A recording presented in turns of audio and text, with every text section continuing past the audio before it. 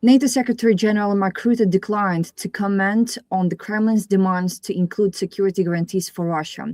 Let's talk about this and more with our guest, David Tafuri, international lawyer and former US State Department official. David, glad to see you, and thank you for joining us. Thanks for having me again. NATO Secretary General Mark Rutte stated that the United States is exerting maximum pressure on Russia to end the war.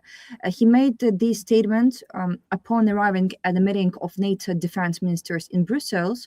So, what specific measures constitute the maximum pressure the United States is reportedly exerting on Russia right now? It's not clear what the U.S. has threatened to Russia in order to try to get them to agree to a ceasefire. The U.S. has given this deadline of June for both Russia and Ukraine to agree. And Russia is the recalcitrant party. They're the ones that have been unwilling to compromise or to back off their maximal demands that are essentially the same as what they were requesting and insisting upon when they invaded 4 years ago.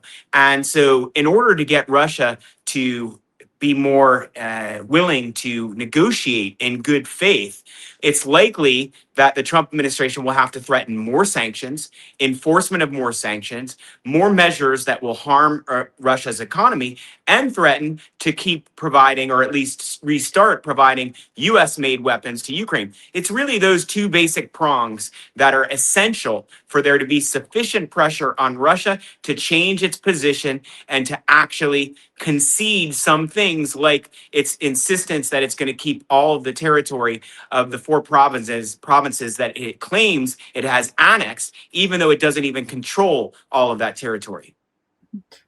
I saw that the United States has introduced the DROP Act to strengthen sanctions against Russian oil.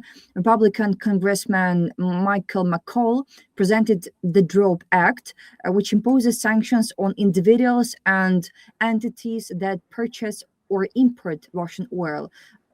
Your thoughts? How does the DROP Act differ from existing sanctions targeting Russian oil exports?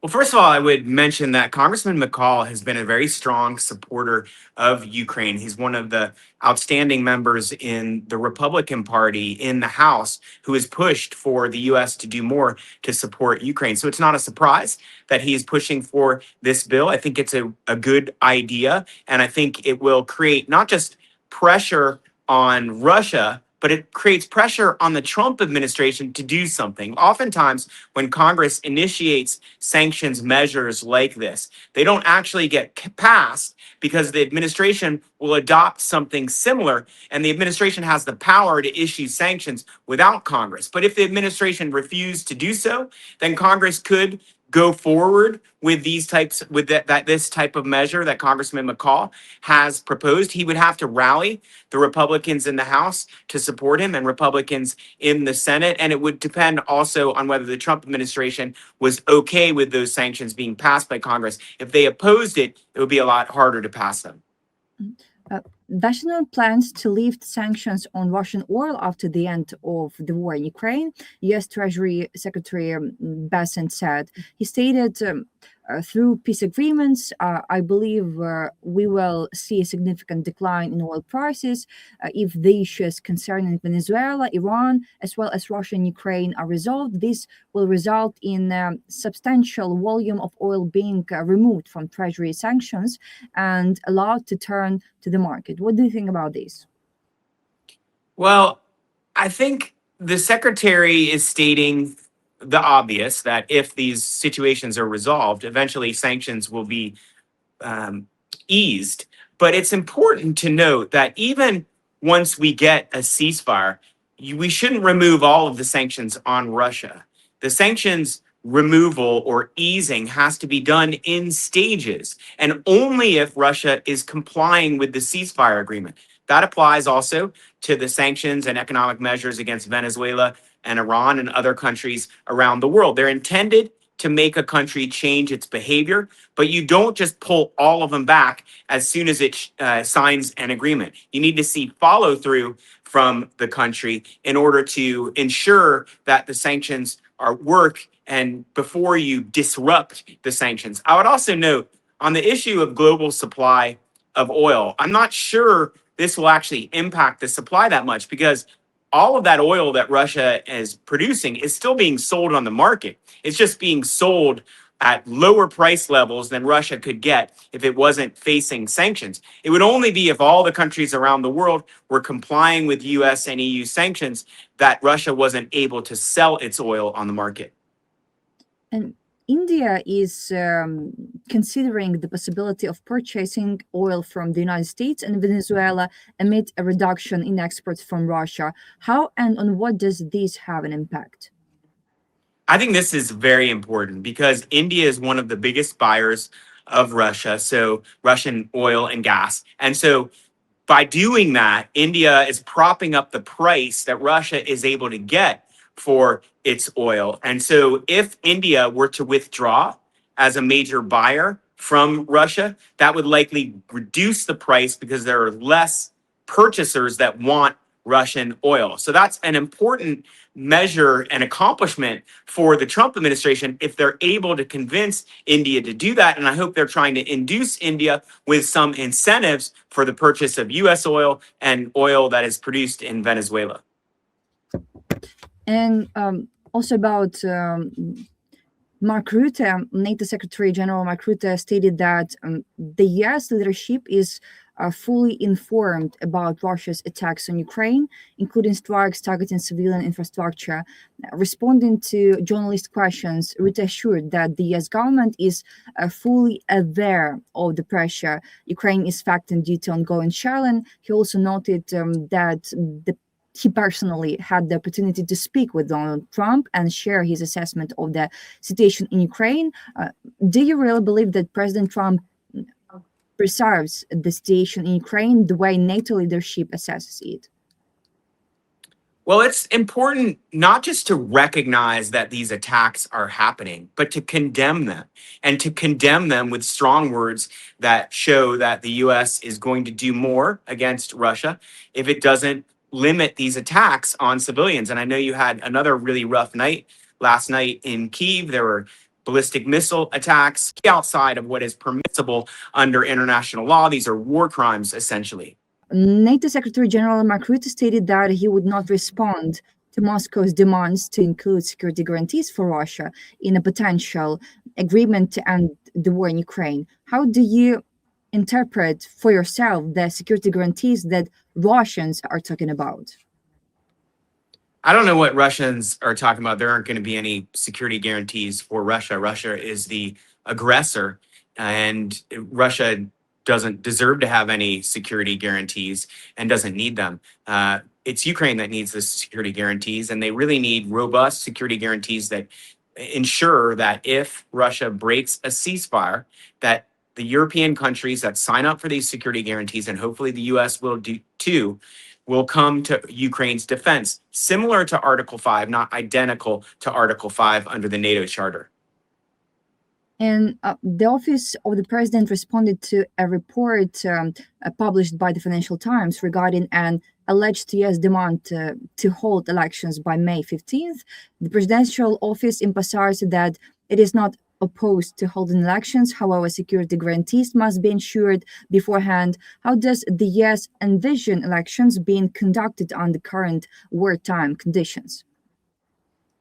Yeah, I don't understand why the US is demanding this. The Biden administration did not demand elections in Ukraine because they recognize that it would be very hard to have elections during a war. There is territory that is occupied by Russia where there are Ukrainian voters that have a right to vote. Moreover, having elections will enable Russia to try to interfere in those elections and mount misinformation campaigns to influence those elections. So we don't want any of those things to happen, and that would be really bad for the future of Ukraine if Russia were able to do that. And so that's why elections have not happened yet. I also find it very ironic that the US and other countries put pressure on Ukraine to have elections, even though Russia hasn't had a free and fair election in more than 25 years. So we want free and fair elections in Ukraine. We want them to be held as soon as possible, and that's legitimate for the US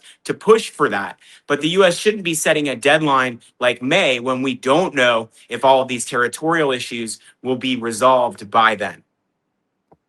One media report a possible trip of the Ukrainian delegation to Moscow for direct talks with Putin, as the current Russian negotiation team lacks real authority.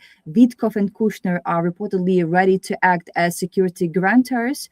Budanov's participation is uncertain due to his in absentia arrest in Russia. What practical sense is there in holding negotiations in Moscow, and who can realistically guarantee the delegation's safety? It's absurd. Does this not create a political advantage for the Kremlin? I am very skeptical that anyone can guarantee the security of Ukrainian officials if they visit Russia. Russia is not a state that follows the rule of law. It's not a state that honors its commitments. And so even if it promised to, give immunity to anyone from the Ukrainian government that came to Moscow for negotiations, you can't trust that Russia won't detain them. And so I think it's inappropriate to have any such discussions or meetings in Moscow. They need to be in neutral countries, as they have been so far. And really, if there is any need to meet with Putin at all, it can be done in a third country. There is absolutely no need to travel to Moscow. Zelensky stated that a new round of negotiations could take place in the US if Russia agrees. The US proposed creating a free economic zone as a buffer in eastern Donetsk. The parties did not support the idea, and the question of control remains open. Your thoughts? Could a special economic zone serve as a compromise in the negotiations? How do you see this? I think if a special economic zone were acceptable to the Ukrainian government and to the people who live in it, and it's the Ukrainian government's responsibility to ensure that they have the support of the people who would live in it, then that would be an appropriate way to try to compromise and kind of kick down the road the hard issues about determining which territory belongs to Ukraine and which belongs to Russia post-war. And perhaps all the territory that becomes a special economic zone could eventually be returned to Ukraine when we have a more sane leader in Moscow. And so it could be a good way to compromise, but the devil is in the details, and I think it will be very hard to agree on who will control the special economic zones, how will security be provided for there. Those are things that have not been worked out yet. Yes, Secretary of State Marco Rubio will lead the American delegation to the Munich Security Conference on February 14th amid growing tensions in transatlantic relations. Rubio plans to focus on cooperation with Europe on issues of shared interest, particularly in the Middle East and Ukraine. His participation comes against the backdrop of increasing strain in relations between the United States and its European allies due to President Trump's policies. Why is the Munich Security Conference considered an important platform for transatlantic dialogue, and your own expectations? Well, tensions between the US and Europe were really heightened during the Davos conference in Switzerland, in part because of the Greenland issue and the fact that President Trump was insisting that Greenland needs to become part of the US going into that conference. And so this Munich Security Conference is an opportunity for Marco Rubio to reassure our European allies that we consider them still friends, that we honor their sovereign territory, and that we want to work more closely with them. So there's a cleanup act that Rubio needs to do while he's in Munich. And some of the things he's said recently suggest he's willing to do that, although it's not clear how far President Trump will let him go, because let's remember the national security strategy that was put out last year by the Trump administration is very critical of Europe, and it is in some ways undermining that alliance and denigrating NATO, which has been the most successful security alliance that the US has ever been part of. If we're talking about security, about NATO, I saw that the commander-in-chief of the Norwegian Armed Forces announced preparations for a possible military scenario with Russia, Norway does not rule out an attempt to create a buffer zone around the Kola Peninsula, where a significant part of Russia's nuclear arsenal is concentrated. In general, how realistic is the scenario of a limited Russian incursion into, for example, Norwegian territory to establish such a buffer zone, and also in general about security in NATO countries? Well, I think Putin is capable of anything, but it would be a huge strategic mistake for him to do an incursion in Norway. Norway is a NATO ally. All of the NATO countries would have an obligation, were Russia to do that, to help come to Norway's defense. And Norway itself is a very wealthy country. It could deploy those resources to support Ukraine at an even greater rate than it has already. And it has an army and it has sophisticated weapons systems. So taking on Norway when Russia cannot handle the Ukrainian armed forces would be a big mistake. But if it happened, I think it would make it even more likely that Russia will fail in all of its illegal endeavors. And what about Article 5, or if we're talking about not Ukraine, but about NATO countries? Right. Article 5 would certainly come into play were Russia to engage in an incursion into Norwegian territory. And all the countries of NATO would have an obligation to defend Norway. And I'm quite sure all the European countries would. And I certainly hope the US would do so as well, and Canada also. And so that would be a real escalation of the conflict. And it could put Russia in direct hostilities with NATO countries, including the United States. That's why I do not think Putin will do it, but I also do not think Putin acts rationally, so anything is possible. Mr. Tafuri, thank you for this important and interesting conversation, as well as thanks for supporting Ukraine and Ukrainian people. David Tafuri, international lawyer and former US State Department official, was with us today. Please share this interview and continue supporting Ukraine. Thank you so much again, and see you. Thank you. Slava Ukraini. Героям слава.